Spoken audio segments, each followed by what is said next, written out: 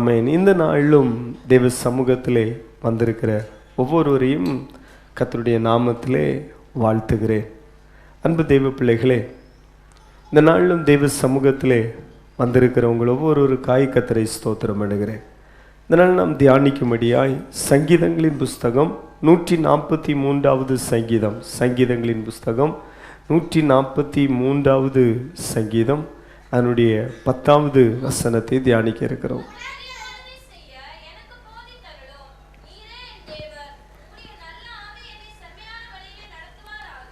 ஆமென். Praise God. Hallelujah. சத்தமா கரங்களை அசைத்து ஒரு அல்லேலூயா சொல்லுங்களேன். அல்லேலூயா, அல்லேலூயா. இந்த உலகத்தில் நிறைய பேர் தேவனுக்கு பிரியமில்லாத காரியத்தை தான் செய்கிறார்கள். தேவனுக்கு பிரியமான காரியத்தை செய்கிறவர்கள் சிலர் தான். இந்த கால்வெளியே பரிசுத்த ஆவியானவர் அப்படின்னால்தான் ஆவியானவர் சபைக்கு சொல்லுகிறதை காதுள்ளவன் கேட்க கடவான். தேவனுக்கு பிரியமானதை செய்கிறவர்களாய் நம்ம மாறணும். இந்த நாளில் ஆவியானவர் சொல்லுகிற ஒரு வார்த்தை, தேவனுக்கு பிரியமான காரியத்தை செய்கிற ஒரு தம்பியாய் தங்கச்சியாய், தேவனுக்கு பிரியமானதை செய்கிற ஒரு சகோதரனாய் ஒரு சகோதரியாய், ஆமென், முதிர் வயதில் இருக்கிறவர்களும் தேவனுக்கு பிரியமானதை செய்கிற ஒரு நல்ல தகப்பனாய் தாயாய், ஆமென், இந்த காலவில் நீங்கள் அர்ப்பணிக்க ஆவியானவர் உதவி செய்வாராக. கரங்களை அசைத்து ஒரு அல்லேலூயா சொல்லுங்களேன். அல்லேலூயா. சங்கீதக்காரன் ஆண்டவருக்கு பிரியமானதை செய்ய அவர் விரும்புகிறேன். அவருடைய தலைப்பில் பார்ப்பீங்கன்னா அது தாவீதின் சங்கீதம். தாவீது அப்படி ஜெபம் பண்றார். உங்களுடைய ஒரு ஜெப வார்த்தை இதுவாக மாறணும். ஆண்டவரே, உமக்கு பிரியமானதை செய்ய நான் முதல்ல விரும்புகிறேன். எத்தனை பேர் விரும்புகிறீங்க? தேவனுக்கு பிரியமானதை செய்ய நான் விரும்புகிறேங்கிறவங்க வலது கையை உயர்த்தி ஒருக்கா அந்த வார்த்தையை சொல்லுங்க, ஒரு விண்ணப்பமாய். கர்த்தாவே, உமக்கு பிரியமானதை செய்ய நான் விரும்புகிறேன். அல்லேலூயா. ஆண்டவருக்கு பிரியமானதை செய்ய விரும்புகிறவங்க தினமும் தனி ஜெபம் பண்ணுவாங்க, தினமும் பரிசுத்த வேதாகமத்தை எடுத்து வாசிப்பாங்க, அம்மா அப்பாவுக்கு கீழ்ப்படிவாங்க, முடிந்த மட்டும் சபையில் உள்ள எல்லா கூட்டங்களும் கலந்து கொள்வாங்க, குடும்ப ஜெபம் பண்ணுவாங்க, பரிசுத்தமாய் வாழ்வாங்க. அப்படி ஆண்டவருக்கு பிரியமானதை செய்ய விரும்புகிற பிள்ளைகளுக்காய் கர்த்தரை ஸ்தோத்திரம் பண்ணுகிறேன். அல்லேலூயா. கரங்களை சேர்த்து ஒரு அல்லேலூயா சொல்லுங்களேன். அவங்களுக்கு வேலை ஒரு தடையா இருக்காது. ரொம்ப கஷ்டமான வேலைகளை செய்கிறவங்க இருக்கிறாங்க. ரொம்ப கடினமான வேலைகளை செய்கிறவங்க கூட என்ன செய்கிறாங்க? இருக்கிறாங்க. கடினமான வேலைகளை செய்கிறவங்க இருக்கிறாங்க. அல்லேலூயா. காலையிலிருந்து மாலை வர பாருங்க, கடினமான வேலைகளை செய்கிறவங்க இருக்கிறாங்க. அவங்க கூட காலையில் ஒரு ஜெபம் பண்ணி வேதத்தை வாசித்து காலையில் கர்த்தருக்கு கொடுக்க வேண்டிய காரியத்தை கொடுத்துருவாங்க. ஒருவேளை காலையில் சுருக்கமான ஜெபங்கள் ஒரு வேத போதி மட்டும் வாசித்துட்டு போனால் கூட நைட்டு கொஞ்ச நேரம் உட்காந்து ஜெபம் பண்ணிட்டு தூங்குறாங்க. எப்படியும் பாருங்கள், ஆண்டவருக்கு பிரியமாக வாழ்கிறதற்கு என்னுடைய வேலை தடையாக இருக்குன்னு யாருமே சொல்லாதுங்க. கர்த்தருக்கு பிரியமாக வாழ்கிறதற்கு என் படிப்பு தடையாக இருக்குன்னு சொல்லாதுங்க. குடும்பம் தடையாக இருக்குது, மனைவி தடையாக இருக்கிறாங்க, புருஷன் தடையாக இருக்கிறாங்க, அளவிட்டா எங்கள் அம்மா அப்பா தடையாக இருக்கிறாங்கன்னு சொல்லாதுங்க. ஒரு நல்ல ஒரு வார்த்தை, ஏசாயா தீர்க்கதரிசன புஸ்தகம் 48வது அதிகாரம் அதனுடைய 14வது வசனத்தை தம்பிங்கெல்லாம் ஒன்று திருப்பி கொள்ளுங்களேன். ஏசாயா தீர்க்கதரிசன புஸ்தகம் 48வது அதிகாரம் அதனுடைய 14வது வசனம், அதனுடைய 2வது பகுதி. கர்த்தருக்கு பிரியமானவன் அவருக்கு சித்தமானதை பாபிலோனிலும் செய்வான். ஆமென். கர்த்தருக்கு, ஆமென், பாருங்கள், பிரியமானவன். அப்போ கர்த்தருக்கு பிரியமானவன் பாபிலோனிலும், ஆமென், பாருங்கள், அவருக்கு சித்தமானதை செய்வான். இந்த பாபிலோன் என்று சொன்னால் எப்படி, எங்கிருந்து வந்தது என்று சொன்னால் பாபேல். பாபேல்ங்கிற வார்த்தை எங்கே நாம் பார்க்கிறோம்னா, ஜல பிரயாணத்துக்கு பின்பு ஜனங்கள் என்னன்னா நம்மை இனி சிதறிவிடக்கூடாது என்பதற்காக ஒரு பெரிய கோபுரத்தை என்ன செய்தார்கள்? கட்டினார்கள். அது தேவனுக்கு விரோதமாக இனி வந்து ஜலப்பிரயாணம் வந்தாச்சுன்னா அந்த கோபுரத்துக்கு மேலே நம்ம என்ன செய்திடலாம், ஏறிடலாம், நம்ம இன்னும் எங்கே சிதறி போயிடக்கூடாது, ஒரே இடத்துல இருக்கணும் என்று சொல்லி பாருங்கள், ஒரே இடத்துல இருந்தாங்க. அது பாவ வாழ்க்கையை குறிக்கிறது, அது அசுத்தமான வாழ்க்கையை குறிக்கிறது, தேவனுக்கு பிரியமில்லாத காரியத்தை குறிக்கிறது. பாபேல் என்று சொன்னாலே வேசித்தனம், அசுத்தம், இந்த உலகத்தில் இருக்கிற எல்லா இச்சைகள், பாவத்திற்கு ஒரு எடுத்துக்காட்டாக தான் அந்த பாபிலோன் இருக்கிறது. ஆனால் தேவன் இறங்கி வந்து அங்கு ஒரு தாறுமாறை உண்டு பண்ணினார். முதல் இந்த லாங்குவேஜ் எல்லாம் எப்படி இந்த ஒரே லாங்குவேஜ் தான் முதல்ல இருந்தது. எப்படி பாசை தாறுமாறு உண்டான்னா அந்த பாபேல தான் தேவன் இறங்கி வந்து பாசைகளை கர்த்தர் என்ன செய்தாக்கி போட்டார், தாறுமாறாக்கி போட்டார். அவன் வந்து சாந்த கேட்பான், இவன் கொண்டு தண்ணியை கொடுப்பான். அவன் தண்ணியை கேட்பான், இவன் கொண்டு என்னது கொடுப்பான், வேற ஏதோ கம்பை கொடுப்பான். பாருங்கள், அப்படி ஒரே குழப்பம் மாறி மாறி. அப்புறம் அந்தந்த லாங்குவேஜ் பேசுகிறவங்க வந்து கொஞ்சம் கொஞ்சம் அப்படி பிரிந்து போய் தான் உலகத்தில் அந்த லாங்குவேஜ் எல்லாம் பிரிக்கப்பட்டது. அப்போ பாருங்கள், இந்த பாபிலோன் என்று சொன்னால் இன்னும் அது ஒரு சிட்டி, ஒரு தேசம், அது வந்து அசுத்தமான இடம், பாவத்திற்கு புகழ்பெற்ற ஒரு இடம். ஒரு காலத்தில் நம்முடைய இந்தியாவில் கூட சில மாநிலங்கள் அப்படி இருந்தது, சில மாநிலத்தில் உள்ள ஒரு சிட்டி. சமீபத்தில் ஒரு சகோதரர் சொன்னார், தன் பாம்பேல ஒர்க் பண்ணுறதாக சொன்னார். அப்போ அவர் சொன்னார், நீங்கள் முன்னே பார்த்த பாம்பே அல்ல இப்பொழுது ஜெபிக்கிற பிள்ளைகள் பெருகி இருக்கிறார்கள், துதிக்கிற பிள்ளைகள் பெருகி இருக்கிறார்கள், சபைகள் அதிகரித்திருக்கிறது என்று சொல்லி அவர் சொன்னார். ஆமேன். அப்போ நான் சொல்றது உங்களுக்கு புரிந்திருக்கும். ஆமேன். அப்போ ஒரு சில குறிப்பிட்ட இடங்கள்லாம் பாவத்திற்கும் அளவற்றில் அசுத்தத்திற்கும் பெயர் பெற்ற இடங்கள். ஆமீன். பாருங்கள், இன்றைக்கு ஆமீன் கர்த்தருடைய வசனம் அங்கே போதிக்கப்பட, அல்லோட ஜெபிக்கிற பிள்ளைகள் எழும்பும் பொழுது, துதிக்கிற பிள்ளைகள் எழும்பும் பொழுது பெரிய மாற்றங்கள் உண்டாகிறது. அல்லேலூயா சொல்லுங்களேன். அப்போ தேவனுக்கு பிரியமானவன் அவன் பாபிலோன்ல இருந்தாலும் தேவனுக்கு சித்தமானதை செய்வான். இன்றைக்கும் நாம் வாழ்கிற உலகம் எப்படிப்பட்டது என்று சொன்னால் அசுத்தத்தில் தான் இருக்கிறோம். இன்னைக்கு தேவ பிள்ளைகள் நம்ம ஒரு ஸ்கூலில் படிக்கிறோம், ஒரு காலேஜில் படிக்கிறோம், ஒரு இடத்துல ஒர்க் பண்ணுறோம், நம்ம கூட ஒர்க் பண்ணுற மற்றவங்க எல்லாமே அவங்க ஆண்டவரை அறியாதவர்கள். அவர்கள் பலர் ஆண்டவருக்கு பிரியமானவர்கள் அல்ல. அவர்கள் வந்து தூஷணமான வார்த்தைகள் பேசுவாங்க, சிலவங்க ஸ்மோக் பண்ணுவாங்க, சிலவங்க ட்ரிங்க்ஸ் பண்ணுவாங்க. அப்போ அவங்க கூட தான் நம்ம வாழ்கிறோம். இப்போ அவன் ஸ்மோக் பண்ணுறான்ட்டு நம்ம ஸ்மோக் பண்ண வேண்டிய அவசியம் இல்லை, அவன் ட்ரிங்க்ஸ் அடிக்கிறான்னு நம்ம ட்ரிங்க்ஸ் அடிக்க வேண்டிய அவசியம் இல்லை, அவன் கெட்ட வார்த்தைகள் பேசுகிறான்னு நம்ம கெட்ட வார்த்தை பேச வேண்டிய அவசியம் இல்லை. அதனால தான் வேத வசனம் சொல்லுகிறது, கர்த்தருக்கு பிரியமானவன் ஆமீன். பாருங்கள், அவன் வந்து பாபிலோன்ல இருந்தாலும் தேவனுக்கு சித்தமானது என்ன செய்வான். அல்லேலூயா.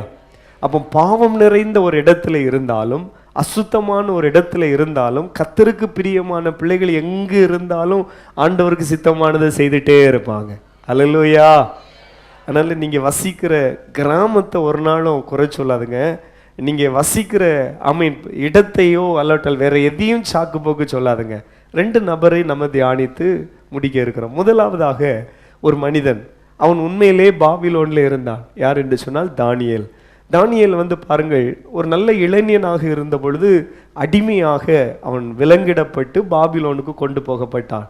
பாபிலோன் பொருளாதாரத்திலும் ரொம்ப ஒரு உயர்ந்த நாடு. பொருளாதாரத்திலும் அந்த நாட்களிலே பாருங்கள், உலக அதிசயங்களில் ஒன்று பாபிலோன். அவ்வளவு நைல் நதியை தன்னுடைய தேசத்துக்கு கொண்டு வந்து தன் மனைவிக்காக ஒரு பெரிய நர்சரி கார்டன் அன்றைக்கி இருக்குல்ல, இதே போல் அவன் அன்றைக்கு உலகம் முழுவதிலிருந்தும் சேகரித்து பாருங்கள், ஷவர் தொங்கு தோட்டங்களை உண்டு பண்ணி அவ்வளோ ஒரு அழகான கார்டனை உண்டு பண்ணான், பெரிய அரண்மனையை கட்டினான். இது நான் உண்டு பண்ணின மகா பாபிலோன் என்று சொன்ன மாத்திரத்திலே கர்த்தர் என்ன செய்தார், அடித்தார். இப்படி பாருங்கள், பொருளாதாரத்திலும் ஒரு செழிப்பான ஒரு தேசம். தானியேல் கண்ட சொப்பனத்திலே அந்த பாபிலோன் தான் எதுவாக இருந்தது, தலையாக இருந்தது. அது வந்து பொன்னை குறிக்கிறது. அப்படி பாருங்கள், பணத்திலும் சரி, அதிகாரத்திலும் சரி, ரொம்ப ஒரு ஃபேமஸான ஒரு இடம். அங்கே ஒரு மனுஷன் வாழுகிறான், அவன் தான் தானியேல். இப்பொழுது பாருங்கள், கர்த்தர் அவனோடு கூட இருந்தபடினாலே அவன் அந்த தேசத்தில் ஒரு அடிமையாக போனான். இப்பொழுது யாராக மாறிட்டான் என்று சொன்னால் எல்லா பிரதானிகளுக்கும் தலைவனாக மாறினான். ரொம்ப டாப் போஸ்டிங், அவ்வளோ ஹையாக இருக்கிறான். அவன் எப்படி வேணாலும் வாழலாம். அவன் நல்ல விருப்பத்துக்கு நல்ல ஈவினிங் ஆனால் ட்ரிங்க்ஸ் அடிக்கலாம், அல்லவிட்டால் ஈவினிங் ஆனால் எப்படி வேணாலும் வாழலாம். ஆனால் அவன் அந்த பாவம் நிறைந்த அந்த தேசத்தில் கூட தேவனுக்கு பிரியமானதை செய்தான். அல்லேலூயா. சிலருக்கு ஒரு கொஸ்டின் வரலாம், வாலிப பிள்ளைங்களுக்கு ஒரு கேள்வி இருக்கலாம், தேவனுக்கு பிரியமாக வாழ்ந்தா என்ன பயன், என்ன பலன், என்ன கிடைக்கும்? சும்மா இப்போ உலகத்தை என்ஜாய் பண்ணணும். நம்ம கவனிக்கிறீங்களா? நிறைய பிள்ளைங்களுக்கு என்ன இப்போ என்ன செய்யணும், என்ஜாய் பண்ணணும் அப்படின்னு நினைக்கிறாங்க. இல்லை, நீ தேவனுக்கு பிரியமாக வாழ்ந்தால் வருகிற ஆசீர்வாதத்தை பார்த்தால் இந்த தானியேல் ஆமேன் பாருங்கள், தேவனுக்கு பிரியமாக வாழ்ந்தான் என்பதற்கான சின்ன காரியம். அவன் தினமும் என்ன செய்தான், ஜெபம் பண்ணான். எத்தனை டைம் ஜெபம் பண்ணான்? 3 வேளை ஜெபம் பண்ணினான். ரெண்டாவதாக அவன் பாருங்கள், ராஜ போஜனத்தினாலே தன்னை என்ன செய்யவில்லை, தீட்டுப்படுத்தவில்லை. தானியேலை குறித்து அவனுடைய முதல் அதிகாரத்தில் நம்ம பார்க்கும் பொழுதே அவன் பாருங்கள் 8வது வசனத்தில் வாசிக்கிறோம், தானியேல் ராஜாவின் போஜனத்தினாலும் அவன் பானம் பண்ணும் திராட்சை ரசத்தினாலும், அப்போ தன்னை தீட்டுப்படுத்தல் ஆகாது என்று சொல்லி தன் இருதயத்திலே தீர்மானம் பண்ணி கொண்டு. அல்லேலூயா, ஆமீன். பாருங்கள், அப்போ வேதத்தில் நான் வாசிக்கிறோம், தேவனுக்கு பிரியமான வாழுகிற மனுஷன் எங்க தீர்மானம் எடுப்பான்னா இருதயத்திலே தீர்மானம் எடுப்பான். அல்லேலூயா. ஒரு நல்ல ஒரு பாட்டு உண்டு பாருங்க, தீர்மானங்கள் தோற்காவண்ணம். இது எங்க நம்ம பாடுவோம்? கல்யாண வீட்டில் கணவன் மனைவி கையை பிடிக்கும் பொழுது பாடுவோம். அப்போது நம்முடைய கிறிஸ்தவ திருமணங்கள்லாம் தாலி கட்டில் நிற்கல, தாலி கட்டு அந்த தாலி அடிக்கடி அப்டேட் ஆகிட்டே இருக்கும். அப்டேட் ஆகிட்டே இருக்குன்னா சிலவங்களுக்கெல்லாம் மஞ்சள் கயரில் கட்டியிருப்பாங்க. அப்புறம் கொஞ்சம் வசதி ஆகணுன்னு அது ஒரு சின்ன நூல் செயினில் என்ன செய்யும், மாறிடும். அப்புறம் கொஞ்சம் வசதி ஆகணுன்னு 2 பவுனு 3 பவுனு, அப்புறம் 5 பவுனு, அப்புறம் 10 பவுனா? யாரோ சொல்கிறாங்க இப்போ பரவாயில்லையே, இப்போ 10 பவுனு வெளியே சொல்லாதுங்க. அல்லேலூயா. இன்னும் அதையும் விட தாண்டி போவோம்னு நினைக்கிறேன். அதனால் இந்த எப்படி பாருங்கள், அப்போ அது அடிக்கடி சிலவங்களுக்கு அத்து போயிடும். ஒரு சண்டையில் ஒரு எஸ்ஏ சண்டை போட்டு செயினை பிடிச்சா எப்படி இருக்கும்? அப்போ அத்து 2 துண்டா 2-3 துண்டா. ரெண்டாவது ஒரு சின்ன பயம். அப்போ வீட்டில் கூப்பிட்டு ஜெபம் பண்ணி ரெண்டாவது அவர் என்ன செய்தார், புரியலையா உங்களுக்கு? சண்டையில் அத்துட்டாரு. ரெண்டாவது அவருக்கு ஒரு சின்ன பயம். அப்போ அவர் சொல்கிறாரு, முதல் என் வீட்டுக்கு பெந்தகோஸ்தே பாஸ்டர் வந்திருக்கிறது நீங்கள் தான் அப்படின்னு சொல்லிட்டு ஜெபம் பண்ணிட்டு 2வது கட்டினார். ஏன்னா அவருக்கு ஒரு பயம், இதில் தான் என்னது இருக்கு, புரியலையோ? செயின் இப்போ ஏதோ சண்டையில் பிடிச்சி என்ன செய்யிட்டாரு, இழுத்துட்டாரு. 2 துண்டா அத்துட்டு 2வது கூல் பண்ணுறதுக்கு கொஞ்சம் வண்ணமாக்கி என்ன செய்யிட்டாரு அதுக்கு. அப்போ ஜெபம் பண்ணி, ஐயா நீங்கள் ஜெபம் பண்ணணும், இப்போ மறுபடியும் என்ன செய்ய போகிறேன், கட்ட போகிறேன், எங்களுடைய வாழ்க்கை எப்படி இருக்கணும், ஆசீர்வாதமாக இருக்கணும். அப்போ நிறைய பேர் நினைக்கிறது அந்த கெட்டில் தான் என்ன செய்கிறது இல்லைங்க. ஆமாம், தீர்மானம். இது என்னுடைய வாழ்க்கை துணை, இவள் என்னுடைய மனைவி, இவர் என்னுடைய புருஷன், வாழ்நாளெல்லாம் இவருக்கு எப்படி இருப்பேன், உண்மையாக இருப்பேன். நீங்கள் அப்படி வாயை திறந்து சொன்னீங்களா? அதுக்கு தான் மைக்கில் சிலவங்க சொல்ல வைப்பாங்க, சபையாரெலாம் கேட்பாங்க. எது ஒருவேளை டெலீட் ஆகினாலும் அதெல்லாம் என்ன ரெக்கார்ட் பண்ணி வச்சுடுங்க, அடிக்கடி போட்டு வேணாலும் என்ன செய்யுங்க, கேளுங்க. அல்லேலூயா. சத்தமாக அல்லேலூயா சொல்லுங்களேன், கரங்களை அசைத்து சொல்லுங்களேன். இப்போ வாயை திறந்து சொல்லுங்க, தீர்மானம். அதுவும் பாருங்க, இந்த தானியேல் எங்கே தீர்மானம் பண்ணினான்னா இருதயத்திலே தீர்மானம் பண்ணினான். எங்க? இருதயத்திலே தீர்மானம் பண்ணினான். எதற்கு என்று சொன்னால், ராஜ போஜனத்தினாலே என்னை தீட்டுப்படுத்த மாட்டேன். இன்னைக்கு இருக்கிற சமுதாயம், குறிப்பாக வாலிப தம்பி தங்கச்சிங்கெல்லாம் பாருங்க, போதை பொருட்கள்னால நான் என்னை தீட்டுப்படுத்த மாட்டேன்னு உன் இருதயத்தில் தீர்மானம் பண்ணு. இந்த ஆதி திருச்சபைக்குள்ளே ஒரு பெரிய பிரச்சனை இருந்தது. விருத்த சேதனம் பண்ணின கிறிஸ்தவர்கள், விருத்த சேதனம் பண்ணாத கிறிஸ்தவர்கள். அப்போ பாருங்கள், ஆனால் அப்போஸ்தலனாகிய பவுல் சொல்லுகிறார், இருதயத்திலே விருத்த சேதனம் பண்ணினவன் தான் உண்மையான யூதன் என்று சொல்லுகிறார். நம்ம எல்லாம் பாருங்கள், இருதயத்திலே தீர்மானம் எடுத்து அப்படி கர்த்தருக்காக நிற்கிற நல்ல ஒரு தேவ பிள்ளைகளாய் நம்ம வளரணும். ஆமென். நல்ல ஒரு ஆரோக்கியம் உள்ளவர்களாக இருக்கணும். எங்க நம்முடைய தீர்மானங்கள்லாம் எடுக்கணும்? இருதயத்திலே. தானியேல் இருதயத்திலே தீர்மானம் பண்ணினான், ராஜ போஜனத்தினாலே என்னை நான் என்ன செய்ய மாட்டேன், தீட்டுப்படுத்த மாட்டேன். ஒரு வலது கரத்தை உயர்த்தி சொல்லுங்க அப்போ, இருதயத்திலே தீர்மானம் பண்ணி கிறிஸ்தவ வாழ்க்கை வாழ்வேன். ஆமென்.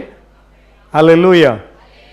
கெட்ட வார்த்தை பேச மாட்டேன் அப்படின்னு இருதயத்தில் ஒரு தீர்மானம் எடுக்கணும், ஒரு வைராக்கியமாய். ஆண்டவரே, கர்த்தருடைய சமூகத்தில் சில வேளை நீங்கள் இருதயத்திலே ஒரு தீர்மானம் எடுப்பீங்கன்னா அதுக்கு ஆண்டவர் உதவி செய்வார். ஆமென்.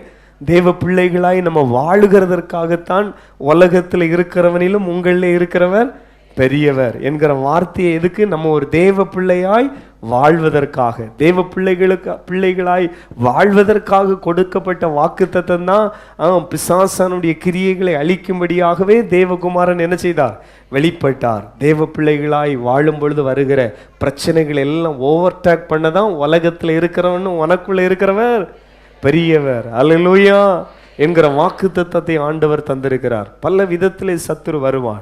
இந்த பாபிலோனிலே வாழ்ந்த தானியேலுக்கும் அவனுடைய நண்பர்களுக்கும் பல ரூபத்திலே ஆராதனை விஷயத்திலே பிரச்சனை வந்தது. உருவ வழிபாடுகள், அந்த ராஜாவுடைய அந்த பொற்சிலை என்ன செய்யணும், வணங்கணும்னு பிரச்சனை வந்தது. ஆனால் அந்த வாலிபர்கள் ஆமென் பாருங்கள் துணிந்து நின்றார்கள். சிங்க கவிக்கு இல்லை ஒரு பிரச்சனை வந்தது. அதிலும் தானியேல் என்ன செய்தார்? நிமிர்ந்து நின்றார். வேதத்திலே வாசிக்கிறோம். ஆமென் பாருங்கள், தானியேலை பார்த்து தேவன் தேவனுடைய மெசேஜர் சொல்லுகிறாரு, ஆமென், பிரியமானவனே, எனக்கு மிகவும் பிரியமானவனே என்று சொல்லி நீ பயப்படாத, உன் வேண்டுதல் கேட்கப்பட்டது என்று சொல்லி தானியேல் 9:23 வாசிக்கிறோம். இப்படி பாருங்கள், தேவன் போதும், நீ மிகவும் பிரியமானவன். வெறும் பிரியமானவன் அல்ல, நீ யாரு? அது ஒரு நல்ல ஒரு அன்பு வார்த்தை. ரொம்ப ஒரு அந்த மை டியர் அலர்டல் மை ரொம்ப ஒரு அன்பானவர்களை சொல்லுகிற ஒரு வார்த்தை தான் எனக்கு மிகவும் பிரியமானவன். உன்னத பாட்டிலே இந்த வார்த்தை அடிக்கடி வருகிறது, எனக்கு பிரியமானவளே என்று சொல்லி வாசிக்கிறோம். அப்போ தேவனுக்கு நாம் மிகவும் அன்பானவர்களாய் ஆமென் மாற வேண்டும். தேவனுக்கு மிகவும். தானியேலை சொன்ன வார்த்தை இங்க இருக்கிற வாலிப தம்பிங்களை பார்த்து கர்த்தர் சொல்லணும், பிரியமானவனே, எனக்கு மிகவும் பிரியமானவளே அப்படின்னு சொல்லி கர்த்தர் உங்களை பார்த்து சொல்லுகிற வண்ணமாய் ஆமென் பாருங்கள், மனுஷனுக்கு பிரியமாக ஆமென் பாருங்கள் வாழுகிறீங்களோ வாழலையோ, தேவனுக்கு பிரியமாக வாழுங்கள். அல்லேலூயா. அப்போ தானியேல் இப்படி பிரியமாக வாழ்ந்தபடினாலே அவனுக்கு என்ன பலன் தெரியுமா? 5 ராஜாக்கள் ஆட்சி காலத்தில் அவனுடைய காரியம் ஜெயமாயிருந்தது. ஆமென். ஆண்டவருக்கு பிரியமாக வாழ்ந்ததுனால அவனுடைய காரியம் எப்படி முடிந்தது? ஜெயமாய் முடிந்தது. அடுத்ததாக பாருங்கள், ஆமென் பாருங்கள், சிங்க கவியிலே அவன் தூக்கி போடப்பட்டான். ஆனாலும் சிங்கம் அவனை என்ன செய்யவில்லை? சேதப்படுத்தவில்லை. தானியேலுடைய வாழ்க்கையில ஆண்டவர் அப்படி ஒரு உயர்வை ஆண்டவர் கொடுத்தார். அவனுடைய ஜெபத்துக்கு பதில் கொடுத்தார். அவனோடு கூட கர்த்தர் இருந்தார். இன்றைக்கும் அன்பு தேவ பிள்ளைகள், இருதயத்தில் நீ தீர்மானம் எடுத்து கிறிஸ்துவ வாழ்க்கை வாழ்ந்து பாரு, உன் காரியத்தையும் கர்த்தர் ஜெயமாக முடிப்பார். ஆமென். ரெண்டாவதாக ஒரு நபரை நாம் தியானிக்க இருக்கிறோம். அவருடைய பெயர் காய்வு. இந்த மனிதன் ஆமென் 3 யோவான் புஸ்தகத்திலே வருகிறார். தேவனுக்கு பிரியமாய் வாழ்ந்த ஒரு மனுஷன். இந்த காய்வை குறித்து நம்ம பார்க்கிறோம். வாசிங்கள்.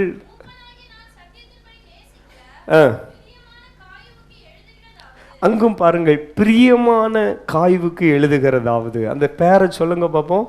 காய்வு சொல்லுங்க. இவன் பாருங்கள், யோவான் அப்போஸ்தலர் இருக்கிறார்ல, இவர் வெளிப்படுத்தின விசேஷத்தை எழுதினார், யோவான் சுவிசேஷத்தை எழுதினார். அதோடு கூட இந்த 3 நிருபத்தையும் அவர் சபைக்கு எழுதி தந்திருக்கிறார். பொதுவாக பாருங்கள், ஆதி திருச்சபையிலே இந்த கடிதங்கள் எழுதுகிற ஒரு பழக்கம் இருந்தது. கொஞ்ச காலத்துக்கு முன்னால் கூட அந்த கடிதத்துக்கு ரொம்ப முக்கியம். அந்த போஸ்ட்மேன்னா, அது போஸ்ட் ஆஃபீஸ்னால் ரொம்ப பிஸியாக இருக்கும். அது இப்போ அது மாறிட்டு, இப்போ செகண்டில் நம்ம வாய்ஸ் மெசேஜ் போட்டுறோம், வீடியோ கால் பண்ணிடுறோம். ஸோ வெளிநாட்டில் இருக்கிறவங்களுக்கு அன்னைக்கு இந்த போஸ்ட்மேன் அப்படி பார்த்துட்டே இருப்பாங்க. சகோதரிகள்லாம் இந்த மொபைல்லாம் வர்றதுக்கு முன்னால் அந்த குறிப்பிட்ட நேரம் எங்கேயும் போக மாட்டாங்க. ஒருவேளை யார் வருவா? போஸ்ட்மேன் வருவார் அப்படின்னு சொல்லி காத்திருந்த காலங்கள் உண்டு. அவ்வளவு கடிதத்துக்கு ஒரு முக்கியத்துவம் இருந்தது. ஆனால் இன்றைக்கு பாருங்கள், அப்போஸ்தலனாகிய பவுல் சபைக்கு எழுதின கடிதம், அதே போல் பேதுரு இந்த சபைக்கு எழுதின கடிதம், யோவான் சபைக்கு எழுதின கடிதம். இப்போ தன்னை அறிமுகப்படுத்துகிறார். மூப்பன் ஆகிய நான். அன்னைக்கு சபையில் இருந்த அவர்களே மூப்பர் யார் என்று சொன்னால் யோவான் தான். யோவான் தான் பாருங்கள், அப்போஸ்தலர்களே நீண்ட நாட்கள் உயிரோடு இருந்து ஊழியங்களை செய்து சபையை திடப்படுத்தி அவர் மகிமையிலே பிரவேசித்தார். இந்த நிருபத்தை குறித்து கிறிஸ்டியான் சொல்லும் பொழுது, யார் அந்த கிறிஸ்டியான் வாசித்திருக்கிறீங்களா? மோட்ச பயணம் அப்படின்னு சொல்கிற ஒரு புஸ்தகம் உண்டு. அந்த கிறிஸ்டியான் புஸ்தகத்தில் இந்த நிருபத்தை அவர் கொஞ்சம் வித்தியாசமாக எழுதுவார். எப்படி எழுதுவார் என்று சொன்னால், பாருங்கள், மோட்ச பிரயாணி. நம்ம எல்லாருமே யாரு சொல்லுங்க, வாயை திறந்து சொல்லுங்க. யாராவது இல்லைன்னு சொல்றீங்களா? மோட்ச பிரயாணியா இல்லாதவங்க எல்லாம் ஒரு அல்லேலூயா சொல்லுங்களேன். எல்லாருமே அப்போ எங்க போறவங்க? சத்தமா அந்த வார்த்தையை சொல்லுங்க, மோட்ச பிரயாணி. பக்கத்தில் இருக்க 2 பேருக்கு காதுல சொல்லுங்க, மோட்ச பிரயாணி. அல்லேலூயா. யாரு சொல்லுங்க, மோட்ச. உங்களை பார்க்கறதுக்கு அப்படி இருக்குதா? பக்கத்தில் இருக்க ஆள்களை பாருங்க பார்ப்போம்.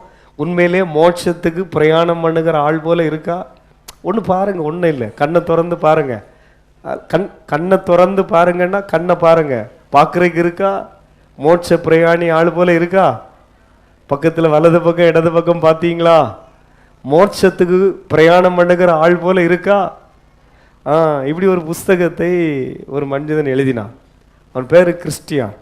அவர் மோட்சத்துக்கு பிரயாணம் போகிறார். இப்போ இவர் இந்த காய்வுக்கு வீட்டுக்கு போகிறார். இந்த காய்வு யார் என்று சொன்னால், விருந்தோம்பல் பண்ணுகிறவர். சொல்லுங்க, வாயை திறந்து, என்னது பண்ணுகிறவர்? யாருக்கு விருந்தோம்பல் பண்ணுகிறவர்னா, இந்த மோட்சத்துக்கு பிரயாணம் பண்ணுறாங்கல்ல அவங்களுக்கு எல்லாம் விருந்தோம்பல் பண்ணுகிற காரியத்தை மட்டும்தான் இவர் செய்தார். இவர் பெரிய பிரசங்கி அல்ல, இவர் பெருசாக பாருங்கள் வேற பல காரியங்கள் செய்யலை. இந்த மோட்சத்துக்கு யாரெல்லாம் பிரயாணியாக இருக்கிறாங்களோ அவங்களுக்கு விருந்தோம்பல். விருந்தோம்பல்னா நம்ம வீட்டில் வருஷத்துக்கு எத்தனை விருந்தோம்பல் நடக்கும் சொல்லுங்க அப்போ? சில நேரம் ஒரு வருஷத்துக்கு ஒன்று கூட என்ன செய்யாது, இருக்காது. ஆனால் சில வேளையிலே நிறைய நடக்கும்.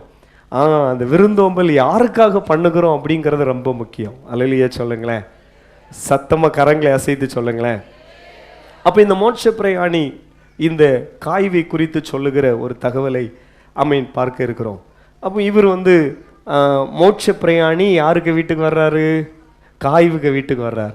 காய்வுக்கு வீட்டில் பொதுவாகவே மோட்ச பிரயாணிகளுக்கு எல்லாம் மோட்ச பிரயாணத்திலே சுவிசேஷ வேலையில் யார் பிரயாசப்படுகிறாங்களோ அவங்களுக்கு அவங்க வீட்டில் தங்கி சில நாள் அளவிட்டால் பாருங்கள் விருந்தோம்பல் நடக்கும். அப்போ அவங்க வீட்டுக்கு போயாச்சு, டைனிங் ஹாலில் உட்கார்ந்து அப்படி இருக்கும் பொழுது சில காரியங்கள் பேசிக்கொள்கிறார்கள். யாரெல்லாம்? காய்வும் மோட்ச பிரயாணியும். சொல்லுங்க, யாரெல்லாம் பேசுகிறாங்க? காய்வும் மோட்ச பிரயாணியும் பேசுகிறார்கள். அவங்க பேசும் பொழுது காய்வு சொல்லுகிறாள், கொஞ்ச நாளைக்கு முன்னால் பாருங்கள், எங்கள் சகோதரனாகிய யாக்கோபு பட்டயத்தினால் அவர் வெட்டப்பட்டார். அதற்கு பின்பு இன்னும் கொஞ்ச நாள், அதுக்கு பின்பு பேதுருவையும் சிறையிலே தூக்கி என்ன செய்தார்கள்? வைத்தார்கள். ஆனால் அவருடைய தலை துண்டிக்கப்படுகிற முந்தின நாள் சபையார் ஊக்கமாய் ஜெபம் பண்ணி கொண்டிருந்தார்கள். அப்பொழுது தூதன் இறங்கி போய் பேதுருவை என்ன செய்தார்? விடுவித்தார். எங்களிலே சிலர் சிறையாக்கப்பட்டார்கள். எங்களிலே சிலர் பாருங்கள் அவர் மீண்டும் கொலை செய்யப்பட்டார்கள். பேதுருவுடைய தலை துண்டிக்கப்பட்டது. ஏன்னா காய்வும் இந்த யோவான் இந்த காய்வுக்கு கடிதம் எழுதுகிற காலத்தில் நிறைய அப்போஸ்தலர்கள் அவர்கள் இரத்த சாட்சியாக மரித்து விட்டார்கள். ஸ்தேவான் கல்லறியப்பட்டார். இன்னும் பாருங்கள் சபை சிதறடிக்கப்பட்டது. எருசலேமில் இருக்கிற சபை யார் சிதறி சென்று எங்கும் சுவிசேஷத்தை பிரசங்கித்தார்கள். இப்படிப்பட்ட வார்த்தைகளை காய்வு ஒன்றன் பின் ஒன்றாக சுவிசேஷ அல்லவற்றில் மோட்ச பிரயாணிடத்திலே சொல்லும் பொழுது அவர்கள் பாருங்கள் கண்ணீரோடு அவர்கள் ஜெபித்து மீதி இருக்கிற நாட்களிலே நாமும் கர்த்தருக்காக ஓடுவோம் என்று சொல்லி கொண்டு அவர்கள் அந்த இரவு உணவுக்காக என்ன செய்கிறார்கள்? கடந்து செல்கிறார்கள். அப்போ ஆதி திருச்சபை மிகுந்த ஒரு பாடுக்குள்ளும் வேதனைக்குள்ளும் கடந்து செல்கிறது என்கிறதை மோட்ச பிரயாணி இந்த 3 யோவான் இதை குறித்து அவருடைய ஒரு கருத்தை நாம் அங்கே பார்க்கிறோம். அப்போ காய்வை குறித்து இப்போ ஷார்ட்டா நம்ம தியானிக்க இருக்கிறோம். காய்வு யார்? இந்த மனுஷன் யோவான். இப்போ பவுலுடைய ஊழியத்தில் ரட்சிக்கப்பட்டு நல்ல ஒரு சீஷனாகி வந்தது யார்? தீமத்தேயு, தீத்து, இவங்கெல்லாம் வந்தாங்கல்ல. இதே போல் முப்பனாகிய யோவானுடைய பிரசங்கத்தில் ஊழியத்தில் ஒரு உருவான மனுஷன்தான் யாருன்னா காய்வு.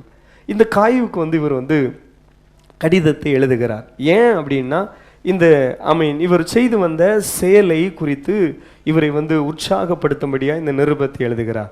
சொல்லும் பொழுது சொல்லுகிறார், பிரியமானவனே, உன் ஆத்துமா வாழ்வது போல எல்லாவற்றிலும் வாழ்ந்து சுகமாய் இருக்கும்படி.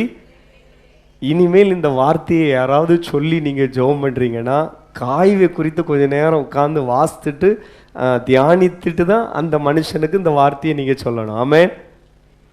என்ன ஆமேன்னு வரமாட்டேங்க? நிறைய பேர் இந்த வார்த்தையை பயன்படுத்துவாங்க. ஆண்டவரை, உன் ஆத்துமா வாழ்வது போல் நீ எல்லாவற்றிலும் வாழ்ந்து சுகமாக இருக்கும்படி வேண்டுகிறேன். இது யாருக்கு சொன்னப்பட்ட வாழ்த்து? காய்வுக்கு. காய்வு எப்படிப்பட்டவன்? விருந்தோம்பல் பண்ணுகிறவன். அதை யாருக்கு விருந்தோம்பல் பண்ணுகிறவன்? மோட்ச பிரயாணிகளுக்கு. மோட்ச பிரயாணிகளிலும் குறிப்பாக யாருக்கு? சுவிசேஷ வேலையிலே பிரயாசப்படுகிற ஊழியக்காரர்களை, பரிசுத்தவான்களுக்கு அவன் பாருங்கள், அவர்களை உபசரித்து அவர்களை தன்னுடைய வீட்டிலே தங்க வைத்து அவர்களுக்கு உணவை கொடுத்து அவர்களை பராமரிக்கிறது தான் காய்வுக்கு வேலை. அவனை பார்த்து தான் யோவான் சொல்லுகிறான், உன் ஆத்துமா வாழ்வது போல் நீ எல்லாவற்றிலும் வாழ்ந்து சுகமாக இருக்கும்படி என்ன செய்கிறேன்? வேண்டுகிறேன். ஒரு அல்லேலூயா சொல்லுங்களேன். இப்போ இந்த காய்வு உருவான சர்ச் அல்லது காய்வு இருந்த அந்த சபைக்குள்ளே எப்படிப்பட்ட குணமுடையவர்கள்லாம் இருந்தார்கள் என்கிறது அந்த ஷார்ட். பரிசுத்த வேதாகமத்தில் சின்ன புஸ்தகம் எது? இந்த 3 யோவான் புஸ்தகம் தான். இந்த சின்ன புஸ்தகம் பெரிய செய்தியை நமக்கு கொண்டு வருகிறது. அதிகமாக நம்ம ஜெபங்களில் பயன்படுத்துகிற ஒரு வார்த்தை, அதான் வாலிப பிள்ளைகளுக்கு சொல்லுகிற ஒரு வார்த்தை தான், பிரியமானவனே, உன் ஆத்துமா வாழ்வது போல் எல்லாவற்றிலும் வாழ்ந்து சுகமாக. அப்போ நீ ஒரு வாலிப பிள்ளைங்கள்லாம் அந்த காய்வை போல் நீங்கள் உருவாகணும். ஒருவேளை உங்கள்கிட்ட எதுவுமே பலது இல்லாமல் இருக்கலாம், ஆனால் ட்ரீம்ஸ், கனவு இருக்கட்டும். ஒரு நாள் கூட நான் ஒரு ஒரு ஒரு ஒரு வேலைக்கிழமை நினைக்கிறேன், ஒரு சனிக்கிழமையும் ஒரு சாட்சி சொன்னேன். என்னுடைய அந்த பாருங்கள், ஒரு ரூம்லேருந்து இன்னொரு ரூமுக்கு போயாச்சுன்னா ஒரு என்னுடைய வீட்டில் அதாவது குடும்ப வீட்டை எனக்கு தந்தாங்க. அப்போது ஃபஸ்ட்டு அந்த பலவை போட்டு மேலே இன்னொரு மாடி இருக்கும், ஓடு போட்ட வீடு. பழைய வீடுகள் இருந்தவங்களுக்கு தெரியும், 2 ஸ்டெப்பாக இருக்கும். அப்போ ஒரு மழை சீசனில் இந்த பக்கத்துலேருந்து அந்த பக்கம் போகிறதுக்கு ஒரு பயப்படணும், இடிந்து ஒருவேளை தலையில் விழுந்துருமோ அப்படி. அது எனக்கு வாழ்க்கை துணை ரொம்ப தைரியமான ஆள், உங்களுக்கு தெரியும். ஒரு பக்கத்துலேருந்து இன்னொரு பக்கம் போச்சுல ரன்னிங் தான், ஓடும். அப்போ ஒரு நாள் நான் உண்மையிலே அந்த இன்னொரு பக்கத்தில் இருந்துட்டு பிள்ளைங்கள்லாம் அந்த பக்கம் வந்துட்டாங்க. ஒரு நைட்டு அழுது ஜெபம் பண்ணேன். அந்த சும்மா ஒரு சாங், கர்த்தர் உன்னை மேன்மையாக வைப்பார், அது ஒரு பாட்டுக்குள்ளே அவ்வளோ பவர் இருக்குது. ரொம்ப அழுது ஜெபம் பண்ணேன். அப்போ என்னென்னா, ஆண்டவரே, எனக்கு அப்போ ஒன்றும் இல்லை கையில், சின்ன சின்ன நன்மைகள் தான். ஆனால் ஆண்டவர் ரட்சிக்கப்பட்ட அந்த ஸ்டார்டிங் ஃபஸ்ட்டு இதில் சின்ன விவசாய நிலங்கள் வருகிற மாத வருமானங்கள் உண்டு. அப்போவுமே சேமிக்கிற ஒரு பழக்கம் உண்டு. அது கர்த்தர் எனக்கு தந்த ஒரு கிருபை. அதனால தான் அந்த எந்த ஒரு தம்பி தங்கச்சிட்டனாலும் சேமிக்கணும் அப்படின்னு சொல்லுகிற பழக்கம் எனக்கு உண்டு. அதை வாலிப கேம்பில் கூட அதிகமாக சொல்லுவேன். ஆனால் பாருங்கள், ஜெபம், ஆண்டவரை நீர் எனக்கு ஒரு வீட்டை தந்தால். இப்போ கீழேயே இந்த கண்டிஷன் இருக்குது. நான் ட்ரீம்ஸ் பார்த்துட்ருக்கேன். அந்த பாட்டை பாடி ஜெபம் பண்ணிட்டு சில மணி நேரம் அப்படி ஜெபம்னா அழுது ஜெபம் பண்ணுறது வர விடுறது கிடையாது. அப்போது நீர் எனக்கு ஒரு வீட்டை தந்தால் ஆண்டவரை, ஊழியக்காரங்க தங்குறதுக்குன்னு சொல்லி நான் வீட்டை கட்டுவேன். என் ஃப்ரெண்ட்ஸ் நிறைய பேர் என் கூட படித்தாங்க. அவங்கெல்லாம் இங்கே இருக்கிற இடத்தெல்லாம் விற்றுட்டு மிஷினரியாக போயிருக்கிறவங்க உண்டு. அப்போ அவங்கெல்லாம் தங்கிட்டு அப்படி ஃப்ரீயாக போகிறது போல தான் என்னுடைய வீடு இருக்கணும்னு எனக்கு ஆசை. அப்படிப்பட்ட ஒரு உள்ளத்தையும் ஆண்டவர் தந்தார். அப்போது ஒன்றுமே இல்லாத வேளையில் அப்படி ஒரு ஆசை. உண்மையிலே கர்த்தர் அந்த தரிசனத்தை நிறைவேற்றினார். அல்லேலூயா. கிருபையினால் வீட்டில் தங்காத ஊழியக்காரர்கள் குறைவு.